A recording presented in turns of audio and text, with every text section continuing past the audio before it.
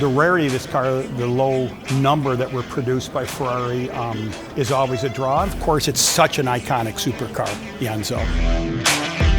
This car ran last year here, if everybody remembers. It's a pretty special Ferrari. Enzos were only produced on a small production.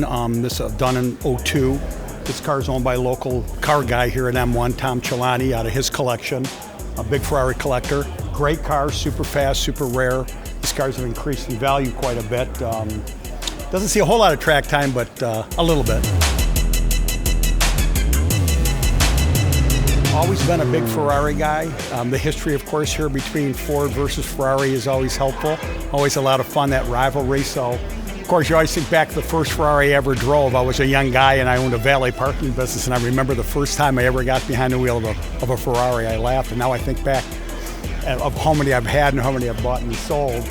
I have one Ferrari that I've sold 7 times. It keeps coming back. It's like a college kid. I keep kicking it out and it keeps coming back home.